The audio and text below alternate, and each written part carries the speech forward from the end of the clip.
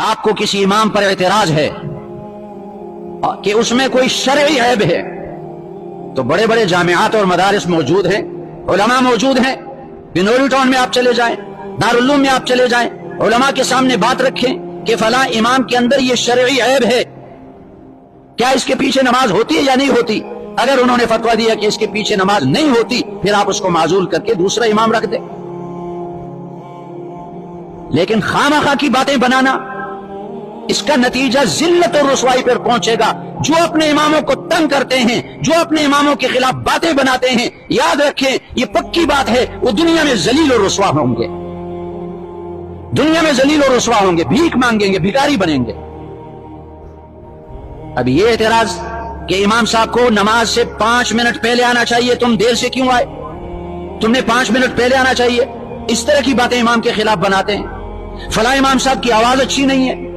بھائی قرآن تو صحیح پڑھتا ہے، تمہیں آواز سے کیا فکر؟ اور فلاں امام ایسا ہے، فلاں امام ایسا ہے، ایسی باتیں اس کے طرف منسوب کرتے ہیں.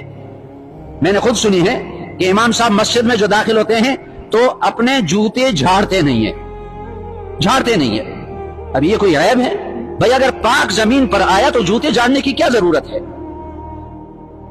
تو چونکہ میں مجبور ہوا ہوں اور میں نے اس میٹروول کے 4 مسجدوں کے اماموں کے حالات سنے، انہوں نے خود بتائے معمولی بانوں پر کمیٹی والے ان کو تنگ کرتے ہیں، مقتدی ان کے خلاف باتیں بناتے ہیں، تو ان کا انجام بالکل ایسا ہی ہوگا جیسے سعد ابن ابی وقاص رضی اللہ عنہ پر کہ الزام لگانے والے وہ ذلیل ہوئے، وہ رسوا ہوئے. اور یاد رکھیں جو اپنے اماموں کے خلاف باتیں بناتے ہیں جھوٹی، وہ اگر اس امام کے پیچھے نماز پڑھیں تو اس کی نماز مقبول نہیں ہوگی. جاؤ بنوری ٹاؤن سے پوچھو، دارالعلوم سے جا کر پوچھو، اس کی نماز مقبول نہیں ہوگی. بعض ضدی قسم کے مقتدی ہوتے ہیں اور وہ کہتے ہیں ہم اپنے امام کے خلاف باتیں بھی کریں گے، نماز بھی پڑھیں گے اس کے پیچھے. کون ہے جو ہمیں نماز سے روکتا ہے؟ بھائی تمہاری نماز سے فرض تو ادا ہو جائے گا، فرض ادا ہو جائے گا، لیکن نماز مقبول نہیں ہوگی اور اس نماز پر اجر و ثواب مرتب نہیں ہوگا، اور جو دنیا میں ذلت اٹھانی پڑے گی وہ الگ ہے. عجیب اعتراضات ہوتے ہیں. میں بھی ایک مسجد میں امام تھا، اس مسجد سے پہلے، تو کمیٹی والا بیچارہ اس کو خرکار کہتے تھے.